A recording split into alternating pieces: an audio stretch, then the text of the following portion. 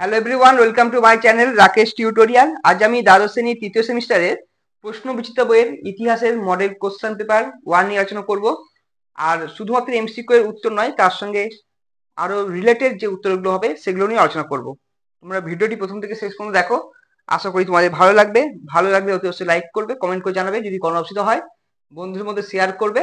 আর যদি চ্যানেলে নতুন হও তাহলে অতি অবশ্যই সাবস্ক্রাইব করবে। আর যারা আগে থেকে সাবস্ক্রাইব করে গেছো তাদেরকে অসংখ্য ধন্যবাদ। তা চলো শুরু করা যাক আজকের আলোচনা। ইতিহাস, পেজ নম্বর 243। ফার্স্ট কোশ্চেন দেখো, আব্দুর রজ্জাকের বিবরণের মাধ্যমে ভারতের কোন রাজ্যের প্রশাসনিক কাঠামোর কথা জানা যায়? উত্তর হবে বিজয়নগর। আর দেখো, আব্দুর রজ্জাক দ্বিতীয় দেবরায়ের সময় এসেছিলেন বিজয়নগরে। তিনি ছিলেন 1442 থেকে 1443 খ্রিস্টাব্দ পর্যন্ত বিজয়নগরে ছিলেন। পরের কোশ্চেন দেখো, খাম্বাত শহরকে গুরুত্বপূর্ণ শিল্পকেন্দ্র বলে বর্ণনা করেছেন কে? মার্কো পোলো, যিনি 1292 খ্রিস্টাব্দে এসেছিলেন, ইটালির বাসিন্দা ছিলেন। পরে কোশ্চেন, বিদেশি পর্যটক বানিয়ে ভারতীয় কৃষি ও কৃষকদের করুণ অবস্থার জন্য দায়ী করেছেন।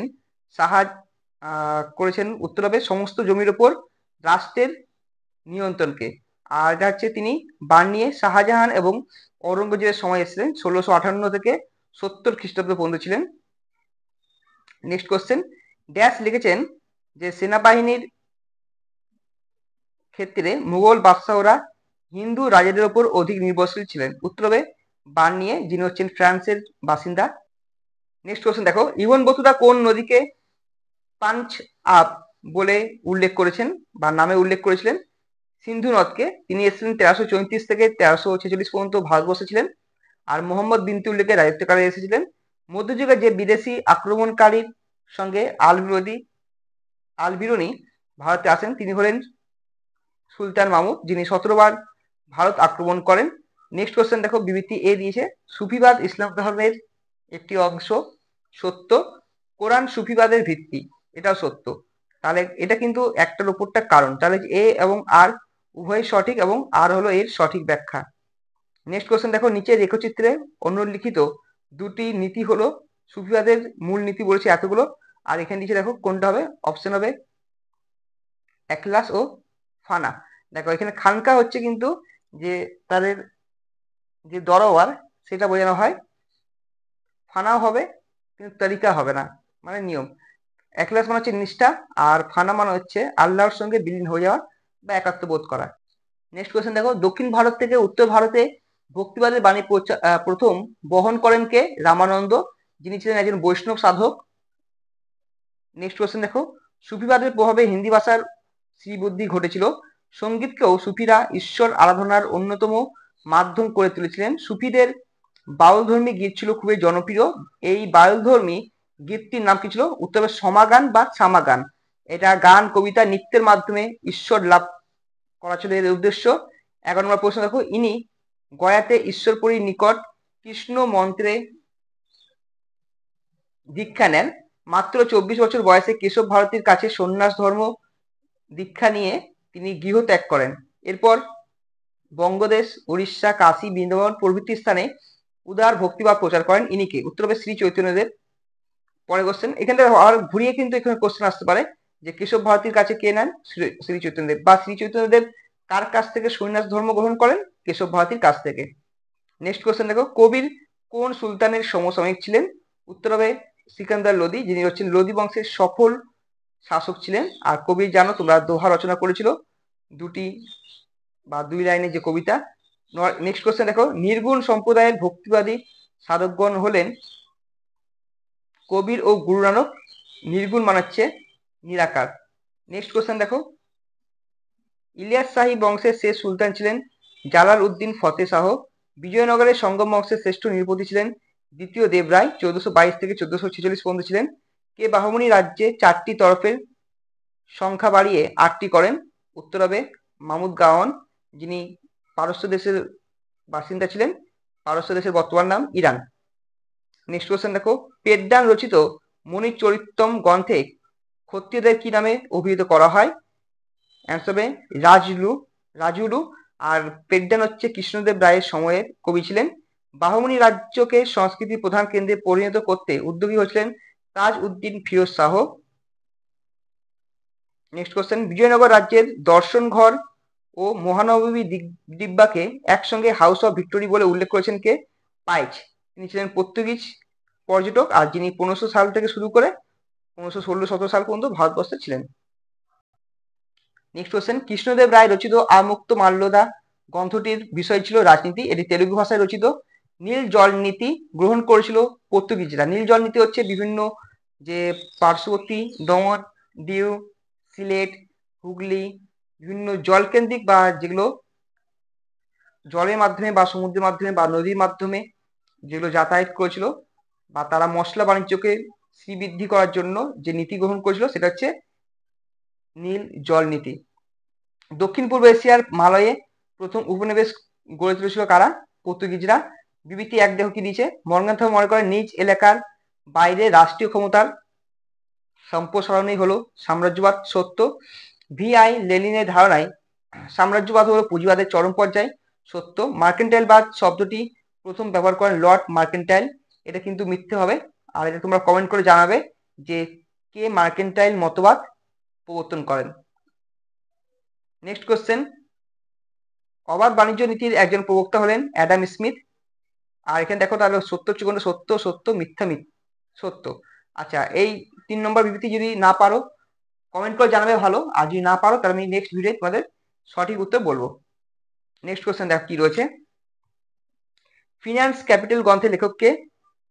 হিল ফার্ডিং। আর এখানে মূল বিষয়বস্তু ছিল পুঁজিবাদী অর্থনীতি। 1912 খ্রিস্টাব্দে যেটা পাবলিশড হয়।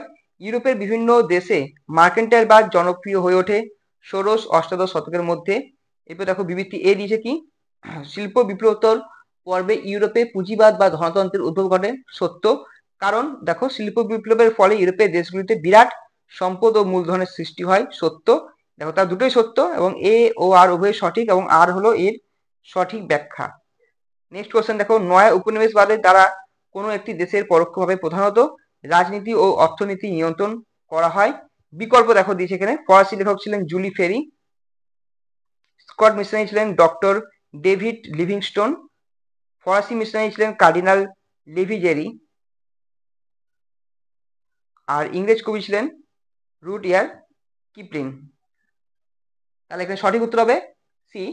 এরপর দেখো এখানে দিচ্ছে উগ্র জাতীয়তাবাদ। এখানে যে সাম্রাজ্যবাদ প্রসারের ক্ষেত্রে যে কারণগুলি রাজনৈতিক সেগুলো আলোচনা লেখো। তাহলে কি বলছে দেখো, উগ্র জাতীয়তাবাদ পণ্য বিক্রির বাজার, ফলস। ক্ষমতার আকাঙ্ক্ষা উগ্র জাতীয়তাবাদ, সত্য। ক্ষমতার আকাঙ্ক্ষা কাঁচামাল সংগ্রহ, মিথ্যা। উগ্র জাতীয়তাবাদ পুঁজি বিনিয়োগ, মিথ্যা। উগ্র জাতীয়বাদ হলে কোনদিন পুঁজি বিনিয়োগ করা হয় না। তাহলে এখানে 2 হচ্ছে সঠিক, আর 1, 3, 4 ভুল, অপশন বি। এরপর দেখো 30 নম্বর প্রশ্ন কি রয়েছে, পর্তুগাল 1999 খ্রিস্টাব্দে এশিয়া মহাদেশের ম্যাকাও চীনকে ছেড়ে দিলে ইউরোপের সর্বশেষ ঔপনিবেশিক শাসনের অবসান ঘটে। 1999 সালে এটা হয়েছিল। জার্মানির টিউটনিক জাতি শ্রেষ্ঠ জাতি, এই কথা প্রচার করেন কারা? টিটস্কি এবং বার্নহার্ডি। এক আর 1 আর 4 হচ্ছে ভুল, 2, 3 সঠিক। এরপর দেখো নেক্সট কোশ্চেন কি রয়েছে, 32 নম্বর প্রশ্ন, সামাজিক দারুইনবাদের প্রবক্তা হলেন হারবার্ট স্পেন্সার। এবার দেখো ঐতিহাসিক ঘটনাগুলো সঠিক ক্রমে সাজাও। আন্তর্জাতিক আফ্রিকা সংগঠন গড়া করা হয় 2002 সালে, বা অর্গানাইজেশন অফ আফ্রিকান ইউনিটি। আন্নাম এটা হচ্ছে। আচ্ছা নেক্সট দেখো, আন্নাম, কোচিন, চীন, টংকিং ও কম্বোডিয়া 4টি রাজ্যের সমন্বয়ে গঠিত হয় ফরাসি মিশন 1887 খ্রিস্টাব্দে। রাশিয়া উত্তর চীন উপকূলে পোর্ট আটটা দখল করে 1905 খ্রিস্টাব্দে।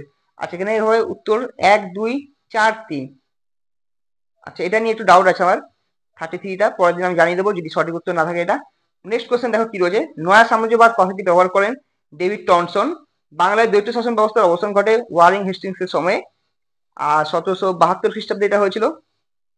রবার্ট ক্লাইভ চালু করেছিলেন, আর ওয়ারেন হেস্টিংস অবসান ঘটিয়েছিলেন। এরপর দেখো, ব্রিটিশ ইস্ট ইন্ডিয়া কোম্পানি আমলে প্রবর্তিত চ্যাটার অ্যাক্ট হচ্ছে 1813, 1833, 1853, 20 বছর পর পর হয়। এরপর 1873 হয়েছিল। ভারতবর্ষে আমলাতন্ত্রের জনক হলেন লর্ড কর্নওয়ালিস। এবার দেখো বিভিন্ন রকম স্তম্ভ মেলাতে বলেছে। 5 সালা বন্দোবস্ত চালু করেন ওয়ারেন হেস্টিংস, 10 সালা Lord Cornwallis, ryotwari Alexander read, Mahalwari বন্দোবস্ত এলফিনস্টোন। আচ্ছা, রায়তওয়াড়ি হয়েছিল 1820।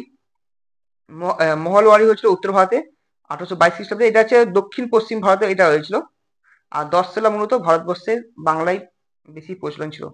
আর এই 10 সালাই পরবর্তীকালে চিরস্থায়ী বন্দোবস্ত হয়েছিল। নেক্সট কোয়েশ্চেন দেখো, বিবৃতি দেখো, ওয়ারেন হেস্টিংস ভারতে প্রথম নিয়মিত পুলিশ বাহিনী গঠন করেন, ট্রু। লর্ড কর্নওয়ালিস ভারতীয় শাসন ব্যবস্থায় নতুন পুলিশি ব্যবস্থা প্রবর্তন করেন, ট্রু। 1802 খ্রিস্টাব্দে মাদ্রাজ প্রেসিডেন্সিতে দারোগা ব্যবস্থা চালু হয়, ট্রু। স্যার নেপিয়ার 1843 খ্রিস্টাব্দে সিন্ধু অঞ্চল জয়ের পর সেখানে একটি পৃথক পুলিশি দপ্তর খোলেন, ট্রু। তাহলে এখানে সবকটা ট্রু হবে, অপশন হবে বি। আচ্ছা, নেক্সট কোশ্চেন দেখো, লাস্ট কোশ্চেন। 1748 খ্রিস্টাব্দে ভারতীয়দের নিয়ে ভারতে স্থায়ী সেনাবাহিনী গড়ে তোলেন ক্যাপ্টেন স্ট্রিঞ্জার লরেন্স। তাহলে এই 40টি কোশ্চেন তোমাদের হয়ে গেল মডেল কোশ্চেন পেপার 1-এ। তাহলে এই ছিল আমাদের আলোচনা। দেখা হচ্ছে নেক্সট ভিডিওয় নতুন কিছু টপিক নিয়ে। আর তোমাদের যদি কোনো অসুবিধা হয় তাহলে অতি অবশ্যই কমেন্ট করে জানাবে। আর তোমাদের শুধুমাত্র উত্তর দিলে হবে না, যেভাবে আজকে আলোচনা করলাম প্রত্যেকটা কেন ট্রু কেন ফলস, বা কোন সালে কোনটা গঠিত হয়েছে, বা কার সময় কে এসেছিলেন কে ছিলেন, তো এগুলো আলোচনা করলে ভালো হয়। তোমাদের যেটা সুবিধা হবে আমি সেইভাবে তোমাদের আলোচনা করবো।